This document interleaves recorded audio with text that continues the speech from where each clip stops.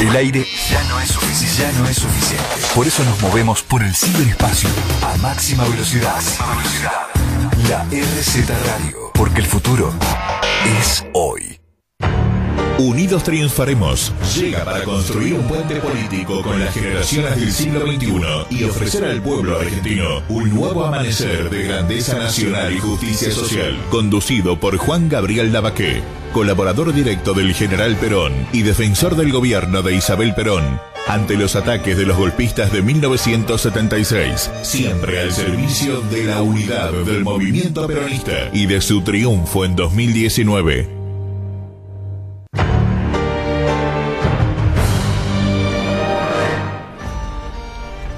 Buenos días. Afortunadamente, gracias a Dios, decimos los creyentes, entramos o cumplimos hoy justamente 5 meses completos de emisión del programa. ¿Estamos en el aire? Sí. Sí. Están festejando los meses de emisión del programa. Programa número 21, 5 meses completos, redondos, así que bueno, esto es una noticia auspiciosa para nosotros. Paola, tu ¿qué tal? saludo. Buen día a todos los oyentes. ¿Y Quique? ¿Qué tal, Juan Gabriel? ¿Cómo estás?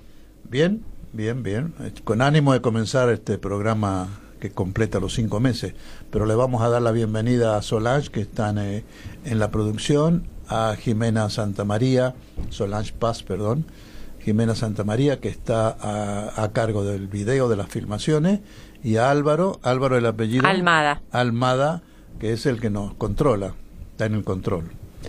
Bueno, nosotros habíamos pensado que hoy era conveniente retomar el tema, nuestro diálogo con Paola y Quique, sobre el significado y las consecuencias que va a traer al país la reunión del G20, que incluye la fundamental visita, fundamental para mal, no para bien, de Christine Lagarde. Pero yo antes quiero, no es un editorial, es un placer que yo quiero darme hoy de presentarles un libro que he leído ayer. Este es un libro de un amigo mío, compañero peronista, José Arturo Quarrachino. Quarrachino es filósofo egresado de la UBA, tiene una trayectoria como docente en filosofía importante y ha incursionado en un tema que para él no es nuevo, pero como publicación completa, orgánica, como forma de libro, sí es su obra, creo que es su primera obra, Geopolítica y aborto. Y lo voy a comentar porque ustedes saben que yo en el aborto tengo una posición muy clara, pero no quiero polemizar. Para mí no es un tema de polémica, muchísimo menos de agravios personales, porque creo que es un tema más de docencia. Y esto es lo que ha hecho mi amigo y compañero Quarrachino. Este es un libro que estudia cómo surge la campaña a favor del aborto en 1972, para poner una fecha, un punto de inflexión, digamos, con el informe de Rockefeller al gobierno norteamericano, al gobierno en ese momento, 1972 tiene que haber sido Nixon, me imagino, el nuevo orden mundial, de ahí surge el término y compañía, el nuevo orden mundial. Dicho sea de paso, y perdónenme la digresión, sobre el nuevo orden mundial hay un libro que ya circula este año, escrito por otro compatriota y compañero nuestro, Walter Formento, en colaboración con un periodista extranjero, Wim Dichersens, La crisis mundial, así se llama, que estudia también este tema desde otra óptica, más económico, digamos, ¿no? Cómo se ha ido implantando el nuevo orden mundial de capitalismo financiero globalizado. Pero Quarrachino lo trata exclusivamente como el inicio de una campaña orquestada, muy bien financiada, abundantísimamente financiada, desde la Fundación Rockefeller especialmente. Esta propuesta de Rockefeller fue llevada a, como digo, a la presidencia norteamericana, y para Quarrachino, de ahí en adelante, 3 grandes grupos bancarios, Rockefeller, Morgan y Rothschild, financian esta campaña. Morgan en realidad es comprado posteriormente, el JP Morgan, por Rockefeller, de modo tal que hoy son dos los grupos financieros que están con muy abundantes dólares financiando la campaña. Y finalmente le agrega a él, con posterioridad, la aparición ya del grupo Bilderberg, que es el que agrupa al poder financiero mundial. Esto es, como lo demuestra Quarracino, quien ha impulsado la campaña. En base al impulso que le dan estos grupos, se forma en las Naciones Unidas con posterioridad, segundo gran paso para la campaña del aborto, el Fondo de Población de Naciones Unidas, que es nada más ni nada menos que la misma tesis del informe Kissinger, que después se enriquece con el informe Rockefeller, del 72, que luego se enriquece en el sentido de impulsarlo mucho más y más orgánicamente con el llamado informe Kissinger, efectivamente, del 74, pedido por Ford, pero que lo aprueba, pedido por Nixon, y que lo aprueba Henry Ford en 1975. El siguiente paso es cuando logran interesar a fundaciones privadas, abundantísimas, Ford Foundation, Fundación Ford, Rand Corporation, el Endowment for Democracy, hay 20 por lo menos que están ayudando a financiar esa campaña internacional, y además logran que el mismo Banco Mundial haya aprobado lo que se llama el Programa de Salud y Población del Banco Mundial, que aunque a ustedes les va a parecer exagerado, pero esto está documentado en el libro, ha adoptado como política oficial financiar solamente con sus créditos de apoyo a los países que acepten el control de la natalidad y el aborto planificado. De esto siguió en la Argentina la adopción de la Ley 25.673, que es la que creó el llamado Programa de Salud Sexual y Reproducción Responsable, que es nada más que una copia, demuestra Quarracino, del Programa de Población y del Futuro Americano de Rockefeller del 72 y de Kissinger del 74. Fíjense que nosotros en la Argentina, con posterioridad a esta ley, atacamos un fallo de la Corte Suprema. Digo nosotros porque fui yo el iniciador de esta campaña. Tiene que haber sido por el 2008-2009. La Corte dio un fallo excediéndose totalmente respecto a la misma ley 25.673 y en la práctica decretando vía jurisprudencial la legalización del aborto en base a un tema que tocaba a los llamados abortos no deseados, que son los del artículo 86, inciso C del Código Penal.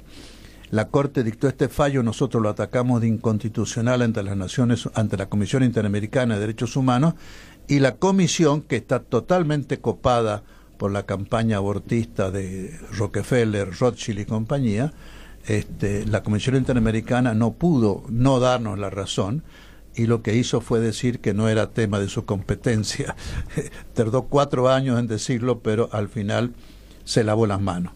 Pero esto es importante porque en la Argentina se ha adoptado, especialmente en provincia de Buenos Aires, con el protocolo que dictó la señora Vidal, y en la capital federal con este fallo de la Corte que adoptó Macri primero como intendente y después Rodríguez Larreta, lo han adoptado como política oficial. Es decir, lo que demuestra Quarracino, y esto es lo que me interesa, es que la campaña del aborto, que es seguido de buena fe por muchos chicos y chicas, creyendo que están defendiendo un derecho, es nada más ni nada menos que las consecuencias directas, calcadas casi como si fuera obedecida, del informe de Rockefeller del 72, de Kissinger del 74, y que, ahora viene lo importante, fue dictado en base a las previsiones de Rockefeller y Kissinger en cuanto a la seguridad de Estados Unidos, porque el aumento de la población del tercer mundo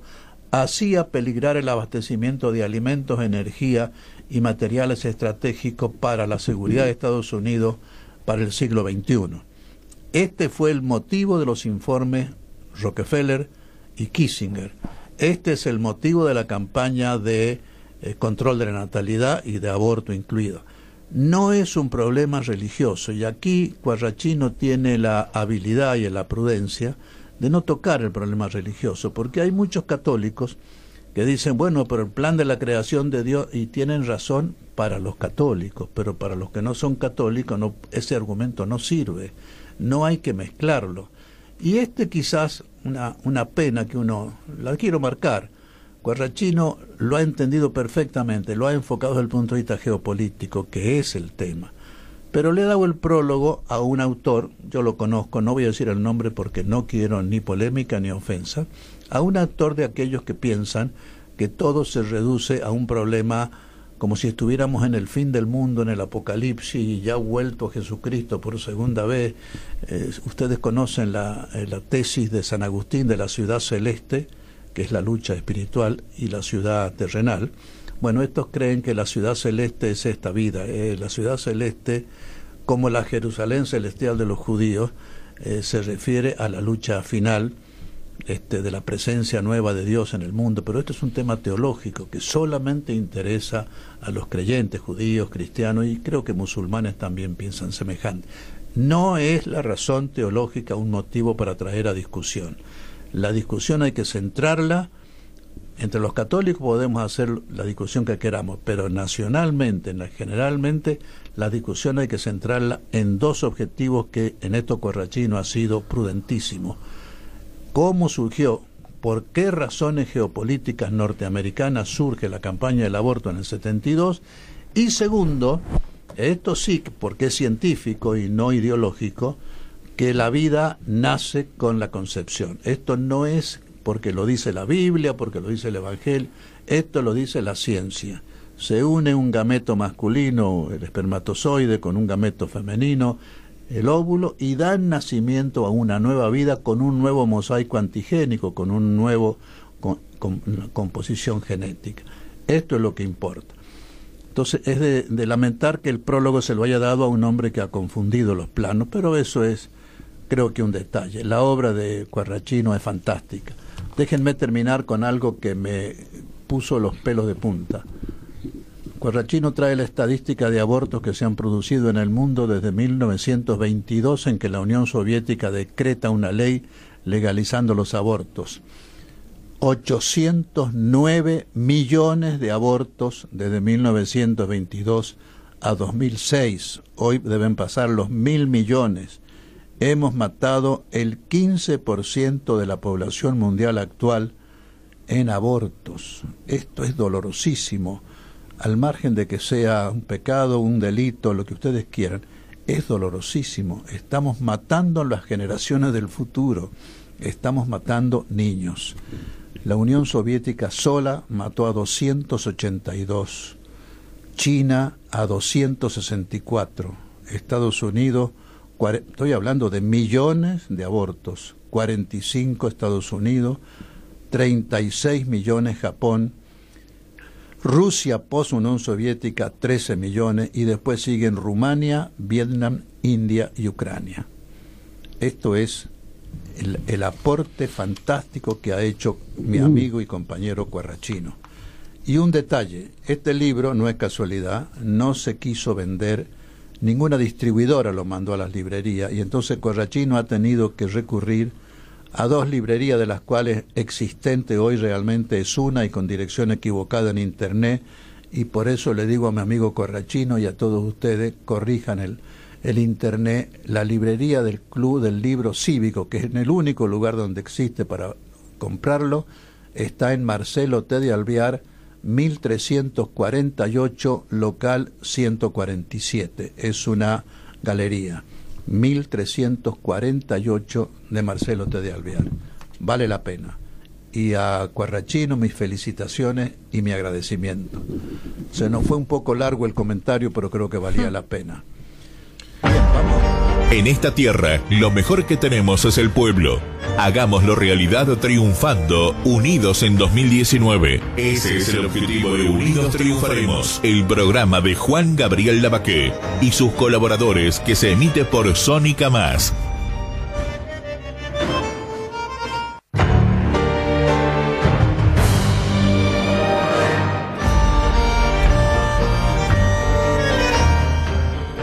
Paola nos va a recordar las redes de comunicación. Si nos quieren dejar su opinión, Facebook e Instagram Unidos Triunfaremos, o por mail a unidostriunfaremos@gmail.com con W adelante, unidostriunfaremos@gmail.com, por Twitter @UnidosSónica, que es la radio, así que Sónica va con Z, @UnidosSónica por Twitter, o al teléfono de línea 4371-3639, 4371-3639.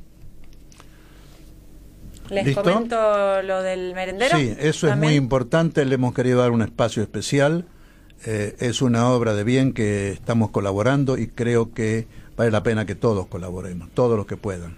Bien, la radio, bueno, está colaborando con el merendero Los Peques de Chacarita, no sé si es un merendero o un comedor. Merendero dicen ellos, sí. Merendero ubicado en el asentamiento denominado El Playón.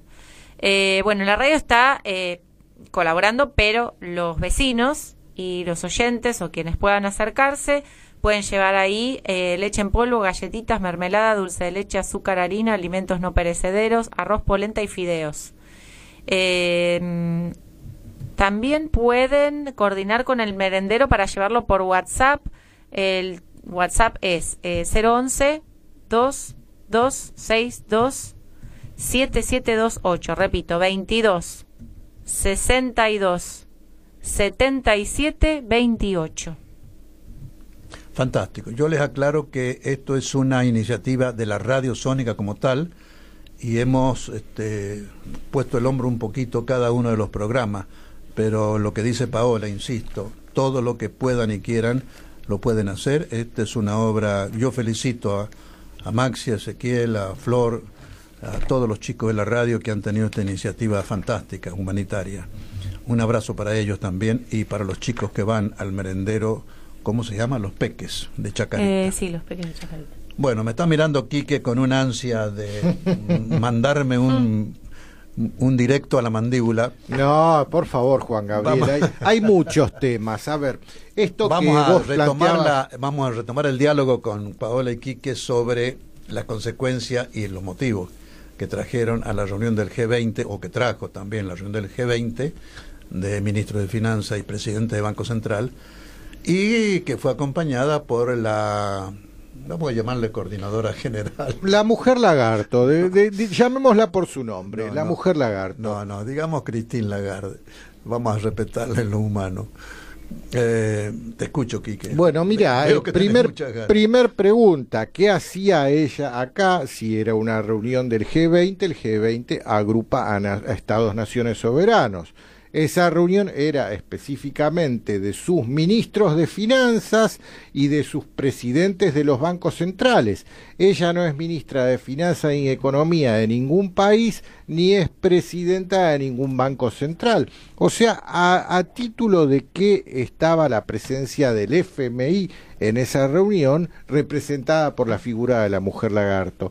Pero si suponiéramos que sí, a ver, ella fue ministra de Economía de uno de los integrantes del G20 de Francia, casualmente, y como ministra de Economía de Francia tiene una causa judicial que la condena y la manda en cana por corrupción, casualmente, por malversación de fondos públicos, cuando ella era titular de Hacienda en Francia durante el gobierno de Hollande. Pero no es de cumplimiento efectivo dado la inmunidad que la reviste por ser la titular del Fondo Monetario Internacional. Yo no creo que sea esa la cuestión de fondo, Quique. Mira, primera conclusión de fondo, me parece, de lo que yo no sabía que tenía esta causa penal, la verdad. Sí, con condena en firme. Eso es una guinda en la torta, pero la torta grande es que esta señora, y esto hay que prestarle atención, nos han hecho creer que la gran lucha en el mundo para ellos, Europa, y por supuesto acá, es derecha e izquierda. Hasta ha llegado a decir gente tan importante como sociólogos y compañía, que el peronismo es inclasificable, es un movimiento sin entidad política real porque no es ni de derecha ni de izquierda. Hollande, esta señora Hollande, que es la cancerbera del mundo y nuestro en especial, la del látigo en la mano, fue ministra ministra se dice, sí, de Economía de Francia en la época socialista. Hollande era el presidente francés elegido por el Partido Socialista. Lagarde era la ministra de Finanzas y Economía del gobierno socialista. Pasó de ahí directamente a ser la cancerbera como presidenta del Fondo Monetario Internacional. Esta es la izquierda. Y esa es la misma derecha, porque sale Hollande, entra Macron, que no sé qué es, pero de derecha por lo menos lo presentaron, y siguió la misma política. Y cuando en Francia a Felipe González lo reemplazó, ya ni me acuerdo cómo se llamaba aquel de bigotito anterior a Rodríguez Zapatero. Sí, que estuvo fiscalizando ahora en Venezuela en las elecciones. Exactamente. Bueno, y salió y terminó un socialista, entró un popular, como le llaman ellos, un conservador, y siguió la misma política. Y vino Rodríguez Zapatero, socialista, y siguió la misma política. Y vino Rajoy, conservador, y siguió la misma política. Es una engaña, perdonen el término, es una engaña pichanga. Y esto es lo que está demostrando que la socialista Lagarde sea la mujer del látigo para nosotros ahora, en nombre de los intereses financieros internacionales. Primera conclusión. Segunda conclusión, a lo que apunta aquí, que yo coincido plenamente con vos, que lo que pasa es que en este momento la señora Lagarde representa al poder financiero internacional, porque en el Fondo Monetario no es un país un voto, en la OCDE sí, un país un voto. En la Asamblea de las Naciones Unidas, un país, un voto, pero en el Consejo de Seguridad hay 5 que tienen banca permanente y derecho a veto, que son los 5 que gobiernan también económicamente y financieramente al mundo. Estados Unidos, China, Rusia, Gran Bretaña, Francia.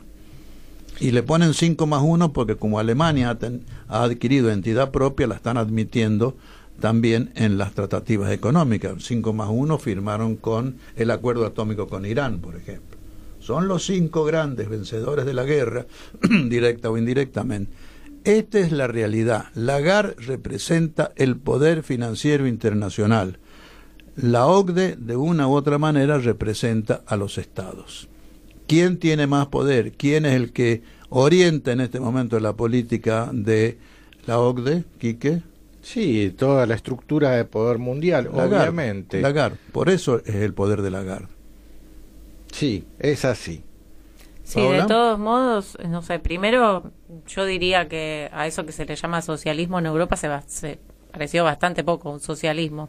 Como decir Partido Revolucionario Institucional de México, que nada que ver después de 70 años con el original partido o el radicalismo hoy, digo, esas cosas, bueno, por ahí les quedaron los nombres, pero lo venden como izquierda, ¿no? Bueno, pero ganó la ya izquierda sabemos en que España. no es la izquierda. Claro, pero hay que definir bien, a ver, podemos hablar de socialismos y podemos ponerles un montón de prefijos al socialismo. Acá el problema cuando hablamos de internacional socialista, cuando hablamos de no solo de internacional socialista, cuando hablamos de internacional comunista o de internacional, ponele lo que quieras después, hablamos de movimientos internacionalistas, y todo movimiento internacionalista lo que busca al fin y al cabo es disolver al Estado Nacional Soberano. ¿Por qué? Porque lo detectan como su principal enemigo.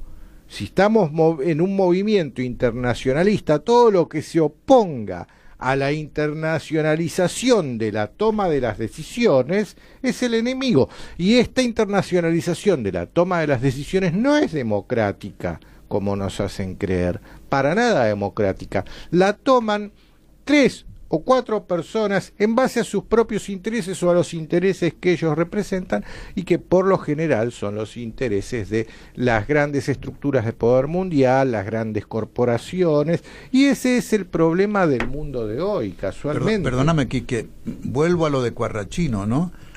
El segundo gran punto que marca Rockefeller en su primitivo informe del 72 a Nixon, sí, es el Memorándum 200. No, el Memorándum 200 es el de Kissinger, sí, del 74 a Ford. Sí. Bueno, a Nixon, que lo completa Gerald Ford. El Project for a New American Century, ¿te estás refiriendo? No, ese es el de Kissinger. Sí. El de Rockefeller es el informe sobre población de Estados Unidos. Ah, sí. El anterior. La primera es, por supuesto, el control de la natalidad. La segunda es debilitamiento del poder de cada Estado nacional. Exactamente. Concreto. Y esto no es casualidad. A mí me parece que en un orden neocolonial, justamente las divisiones estatales para lo que sirven es para que unos estados puedan explotar a otros. Y en eso les resulta funcional la formación Estado-Nación.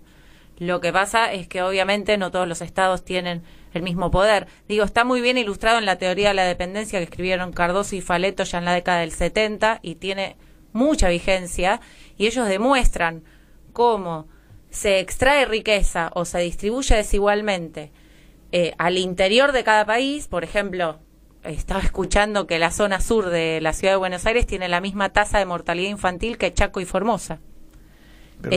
A diferencia de la zona 72, 73. Perón lo dijo en el 45. Bueno, pero lo que quiero decir... La doctrina peronista se basa en... Sí, pero ellos lo demostraron numéricamente, eso es lo que quiero decir, fue un trabajo de investigación. Bueno, entonces digo, ahí el Estado-Nación a los estados centrales les resulta absolutamente funcional para explotarlo y para extraerle riquezas. La teoría de Perón es nueva en el mundo y estos señores son tributarios de aquello. No veo la verdad. Perón es el que trae al mundo la idea revolucionaria de que en los países subdesarrollados dependientes el nacionalismo no es imperialista sino liberador. En los países centrales el estatismo, el nacionalismo resultó ser imperialista, que Hitler, que Rusia, que Israel. Hoy esto es lo más claro y último que tenemos. En cambio, en los países dependientes el nacionalismo popular, es decir, el que se basa en la defensa de los intereses nacionales, haciendo una sola cosa, intereses nacionales con interés popular. Por eso la doctrina de la justicia social es inseparable de la doctrina de la soberanía política y de la independencia económica. Esta es la idea revolucionaria de Perón en el mundo, que recién ahora se la están aceptando algunos movimientos europeos y árabes. Bueno, los árabes desde Nasser y Gaddafi en adelante tomaron la delantera en cuanto a adopción de la doctrina peronista del nacionalismo popular. Es la base del nacionalismo popular. De modo tal que eso no es izquierda.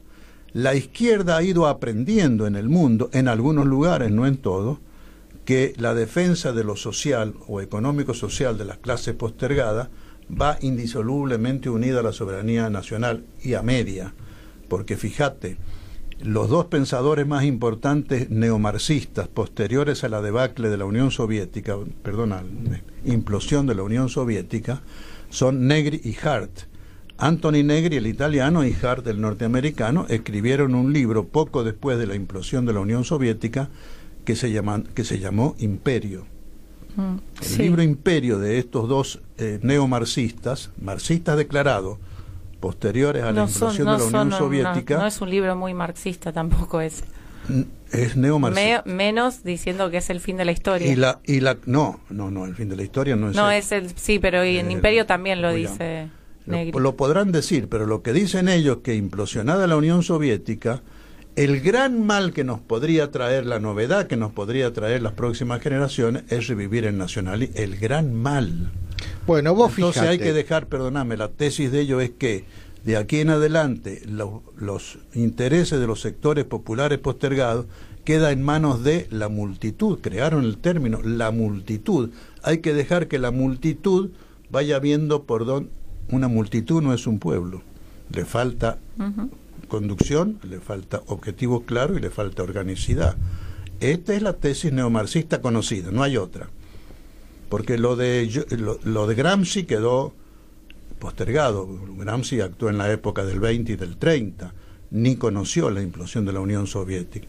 El postmarxismo, post-Unión Soviética, es Negri y Gran, la multitud, sin conducción. Antes de que venga el nacionalismo, hay un prejuicio antiestatal, antinacional en la izquierda marxista. Que haya hoy izquierdistas que hayan comprendido el interés nacional. Hombre, la Argentina es pionera también en eso. El Colorado Ramos, Jorge Abelardo Ramos, fundó un partido que se llamó Izquierda Nacional, el PIN. Sí, están los videos en internet. Creo que vos no habías nacido, de Abelardo Ramos. El Colorado no, pero están los videos con la doctrina de Abelardo Ramos. Está una obra biográfica impresionante del Colorado, pero no por casualidad, las dos vertientes que dejó el Colorado, la que después siguió Spilimbergo, por un lado, y mi amigo y entrañable compañero de tarea, Alberto Gerferov, por el otro lado, las dos vertientes siguieron llamándose de Izquierda Nacional. Perdón, y Hernández Arregui también, ¿no? Y Hernández Arregui sí, pero no, por lo menos no era dirigente partidario. Los dos cabezas políticas de la rama que dejó Abelardo fueron Jorge Eneas Spilimbergo y Alberto Gerferov.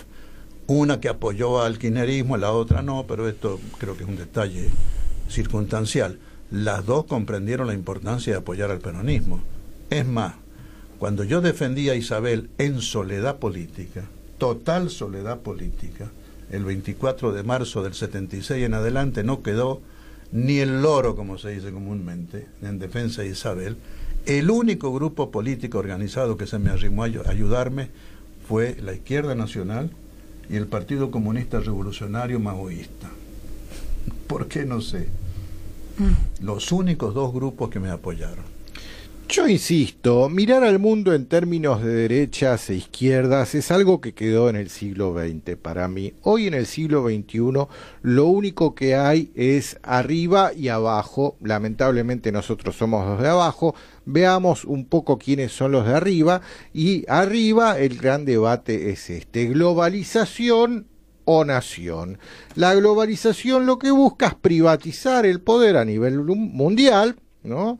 Entonces, si analizamos, a ver, el poder, ¿qué es el poder? ¿Dónde está el poder? Y el poder está en manos de los estados nacionales soberanos. ¿Por qué? Por todo esto que vos decías de la organicidad, la comunidad organizada. El Estado-Nación soberano es el único instrumento conocido hoy por hoy para administrar el bien común de los ciudadanos y la defensa de sus propios intereses. Estos señores globalistas lo que buscan es disolver esos estados nacionales soberanos para poder instaurar un gobierno mundial para promover sus propios intereses que se dan de narices con los intereses de los pueblos. Por eso a los pueblos los reducen a multitudes, porque si hablamos de pueblos ya hablamos de la comunidad organizada. Y en el siglo XXI el gran debate que se da es casualmente globalización o nación.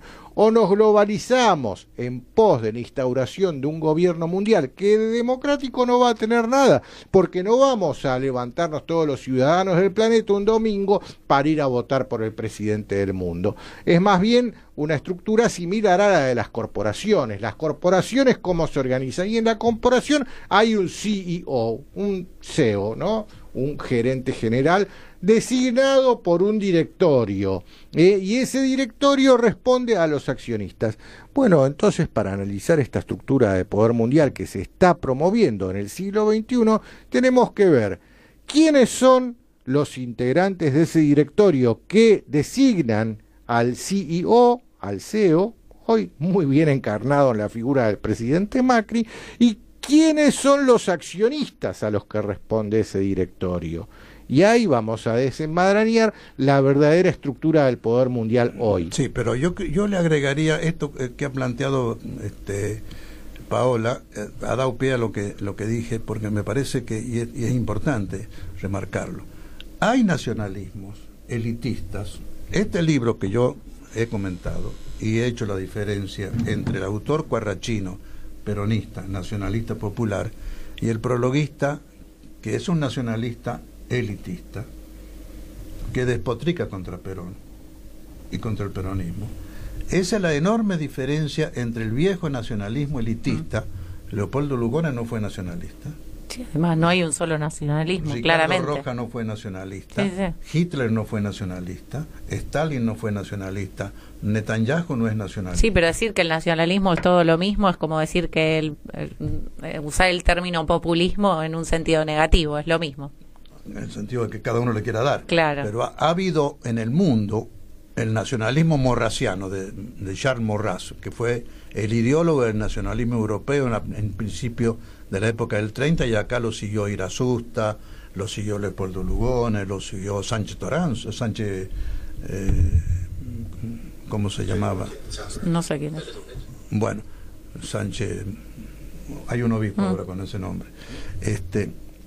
¿cuál fue la novedad mundial de Perón? El nacionalismo popular. Es decir, no hay una entidad nación separada del pueblo. La nación no es la geografía, los ríos, la riqueza. La nación es el pueblo. Sin pueblo no hay nación. Y sin nación no hay pueblo, hay multitud. Rebaños que andan de un lado para otro como los manejable. ¿Qué les parece si...? Esto es populismo, esto no es populismo, como vos decís, es nacionalismo popular. Y nos dicen populismo simplemente para desprestigiarnos, para bastardearnos. Bien, ¿qué les parece si les damos un descansito a los oyentes? Así se pueden relajar un poco. Y a nosotros también. El justicialismo es una nueva filosofía de la vida. Simple, práctica, popular, profundamente cristiana y profundamente humanista. Hagamos la realidad triunfando unidos en 2019.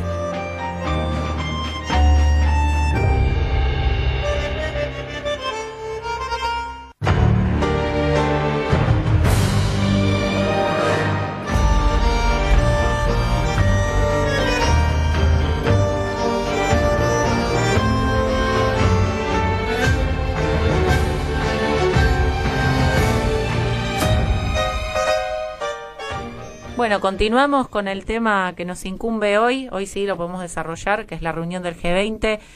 Bueno, arranquemos a ver si podemos debatir algo acerca de una de las cosas que quedó pendiente el otro día, que es el juego que está haciendo Estados Unidos y la principal preocupación de Estados Unidos, que es que quiere cerrar su economía, protegerla, cuando hace ya varias décadas está promoviendo a través de distintos organismos como la Organización Mundial del Comercio la liberalización de la economía, es decir, que los países, que en realidad los menos desarrollados, abran sus barreras aduaneras y vendan sus productos a precios favorables para las grandes potencias. Entonces es un poco contradictorio, ¿no? Así como un Estados Unidos que siempre promovió el libre cambio, ahora se está cerrando y sigue pidiéndoles a los otros países el librecambismo. ¿Qué les parece a ustedes? Yo diría lo siguiente. Esto también es doctrina peronista pura, de Perón. Cada país tiene sus propios intereses nacionales. Y la lucha de clases que existe, por supuesto, quien sea tan tonto así que no existe, existe dentro de cada nación. Pero pongámonos de acuerdo. Los obreros de la General Motors de Estados Unidos van a defender siempre los intereses norteamericanos, no los intereses de los obreros argentinos, aunque sean de la General Motors también, porque ellos saben, el pueblo lo sabe hasta por intuición, si le va bien a Estados Unidos, le va a ir bien a los obreros. De ahí se agarraron los de la General Motors para sacar el eslogan: lo que es bueno para la General Motors es bueno para Estados Unidos. Eso no es cierto. Pero no es cierto que los obreros norteamericanos van a defender a los obreros del resto del mundo. Esto es el nacionalismo popular bien entendido. Este choque de intereses se da a nivel de distribución del ingreso social, pero fundamentalmente a nivel de naciones. Entonces, ¿qué es lo que está haciendo Trump? Algo bueno para Estados Unidos, lo cual no quiere decir que sea bueno para nosotros. Claro. Este artículo que me ha pasado Quique recién, yo lo había leído en La Nación, es de fecha de hace muy poquito. Ayer, este fin de semana, el domingo. 29 de julio, anteayer. El crecimiento económico de los Estados Unidos gana solidez. Y claro, porque Estados Unidos, como dice Paola, se abrió con todos los tratados de libre comercio, incluido el ALCA, ¿se acuerdan? Porque pensó que así iba a absorber los mercados emergentes, que no teníamos poder para resistirnos. ¿Qué es lo que hicieron las empresas norteamericanas? Aprovechando los tratados de libre comercio, empezando por el NAFTA con Norteamérica, Estados Unidos, México y Canadá, las empresas norteamericanas se instalaron en México porque era más barato la mano de obra, se instalaron en la frontera entre México y Estados Unidos, las empresas mandaban las partes de los automóviles, ahí se instalaban las ensambladoras de automóviles y volvían a cruzar la frontera y se vendían más barato. Esta maniobra de las empresas multinacionales terminaron por perjudicar al propio Estados Unidos, y entonces Trump reacciona y va a crecer porque es un periodo de protección, el mismo periodo de protección que nos niegan a nosotros. Eso es lo más gracioso de todo. nosotros queremos proteger, y ellos dicen no, porque eso es populismo, eso es... Claro. Ahí está, vos fíjate cómo manipulan el lenguaje, ¿no? Ahora nos han convencido de que proteccionismo, que viene per se de la etimología de la palabra, viene de protección, de protegerse, es algo malo, no, malo. Entonces hay que abrirse, hay que globalizarse, sería desprotegerse lo que nos están proponiendo. Pero mirá, esto se dio más claramente que nunca en el mundo a finales del siglo XIX, con Grant, el presidente Grant, el triunfador, el general que triunfó en la guerra civil de 1860 y pico en Estados Unidos, terminó al final siendo presidente de Estados Unidos. El embate inglés sobre Norteamérica, es que Norteamérica liberalizara su comercio exterior, como lo tenía Gran Bretaña. Y Grant, que tenía la escuela de Federico List, un alemán que se fue a vivir a Estados Unidos y fue el primero que dijo esto es grave error. Bueno, el primero fue en realidad Hamilton, allá por 1790, que planteó el proteccionismo, pero eso había muerto con el tiempo y había tomado mucho auge la teoría de Jefferson del libre comercio, hasta que vino Federico List de Alemania y le dijo esto es un grave error, y Grant adoptó el pensamiento de List, que después lo adoptó Bismarck en Alemania. Los dos grandes países que se armaron a final del siglo XIX, Estados Unidos y Alemania de Bismarck, son en base al pensamiento económico de List, que en la Argentina lo representó Mariano Fragueiro. Exactamente. Y Mariano Fragueiro fue el primer ministro de Economía del general Urquiza.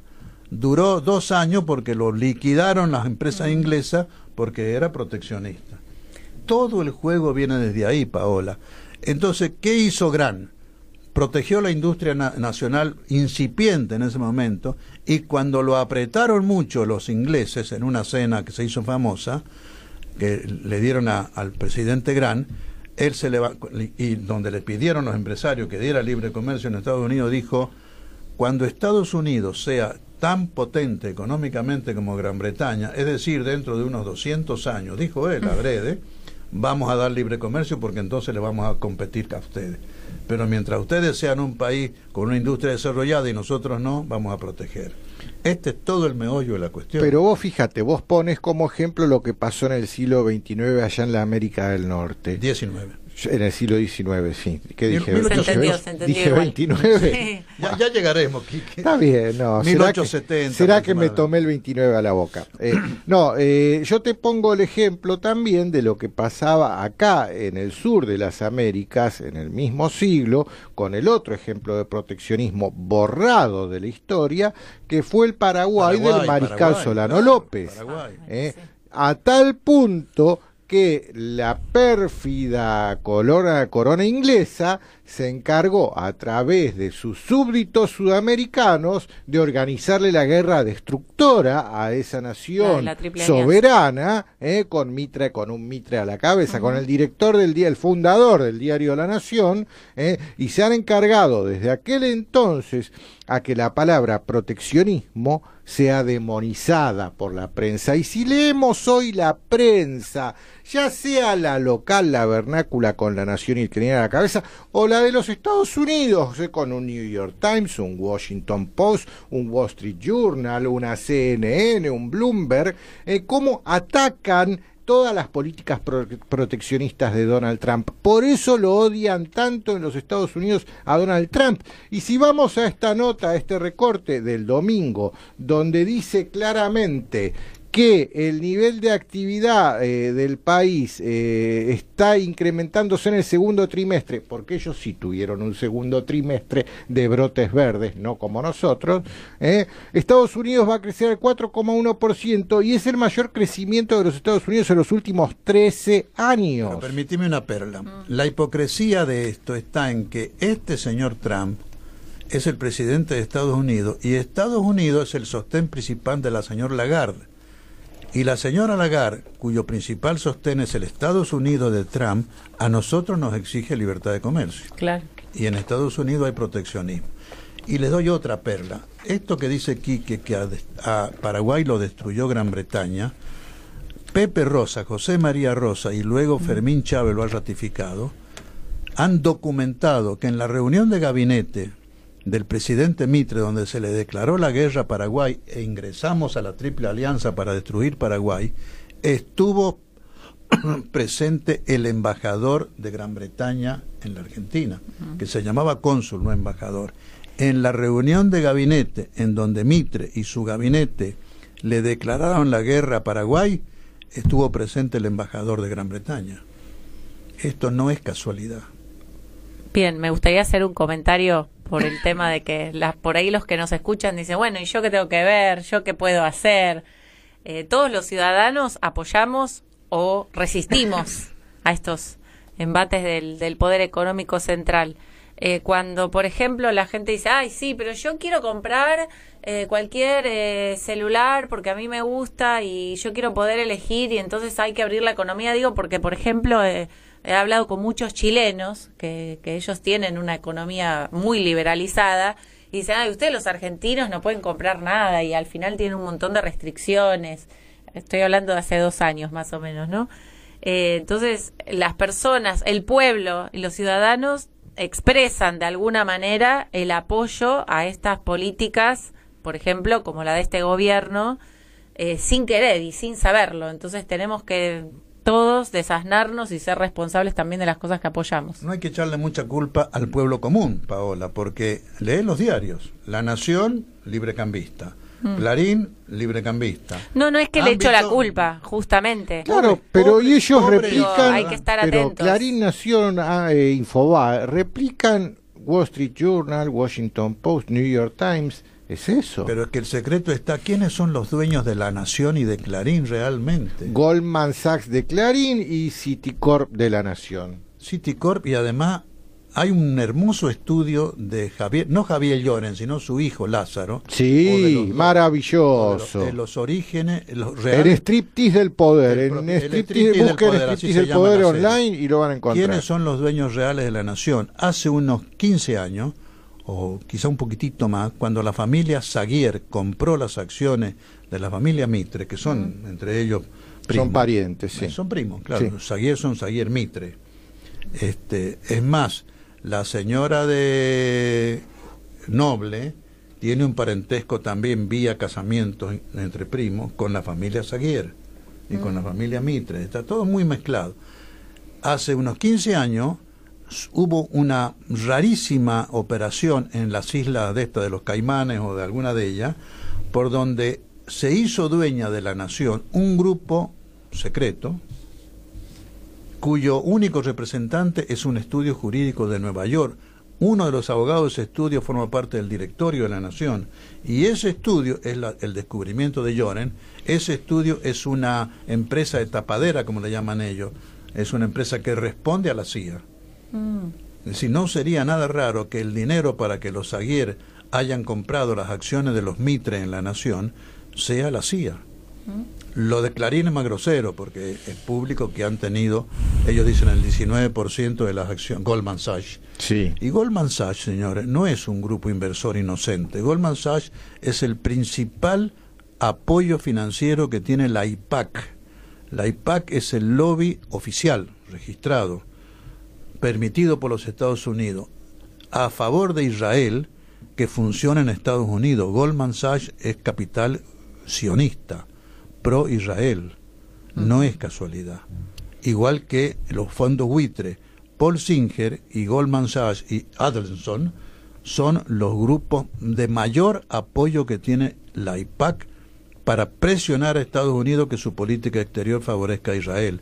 Ese Goldman Sachs es dueño de Clarín, o al menos de una parte importante de Clarín. Entonces no me extraña lo que dice Paola, son los mismos. New York Times, la prensa norteamericana está en manos de dos grandes monopolios, Murdoch y Ted Turner. Así es. Controlan New York Times, controlan Washington Post, controlan la Fox, controlan prácticamente el periodismo norteamericano. Bueno, se nos fue el tiempo, chicos. ¿Nos queda algo de este tema para la próxima? Lo que no nos queda es tiempo. Muchas ganas de hablar y sí, poco tiempo. Para hablar nos queda un montón. Mira, yo acá en la máquina tengo un montón de recortes y por todos lados junto figuritas. Vos sabés que yo me dedico a eso. Pero Queda mucho, Juan Gabriel. Un detalle importante que me gustaría que empecemos a plantear la semana que viene: ¿qué pasa con el peronismo de cara al derrumbe del globo amarillo? ¿Tema para la semana que viene? Bueno. Nosotros hemos experimentado, digámoslo, en estos últimos 2 programas, trabajar sin invitados, en todo caso, algunos telefónicamente, porque queríamos este diálogo rico entre nosotros 3. Ustedes habrán visto que hay matices entre nosotros. Yo elegí mis colaboradores sabiendo que habían esos matices, porque en el diálogo con los distintos matices es que se enriquece realmente la posición. ¿No es así? Por supuesto. Yo aquí a mi derecha tengo una zurda y a mi izquierda tengo un derechoso. Pero bueno, eso es lo de menos. Bueno, qué suerte que ya lo confesamos. Ya me puedo relajar un poco. Son matices del mismo peronismo. Esto está hecho intencionadamente. Les agradezco mucho a los dos. Solange, Jimena, que no la veo. Gracias, hasta la próxima. Ahí la veo a Jimena, Álvaro. Chau, suerte para todos. En las próximas elecciones, pongamos punto final a la pesadilla neoliberal que quita a los pobres para darle a los ricos, mientras entrega el país al dominio extranjero. Fue una edición de Unidos Triunfaremos, el programa de radio y televisión de Juan Gabriel Labaqué, al servicio de la unidad del movimiento peronista y de su triunfo en 2019. Hasta la próxima semana.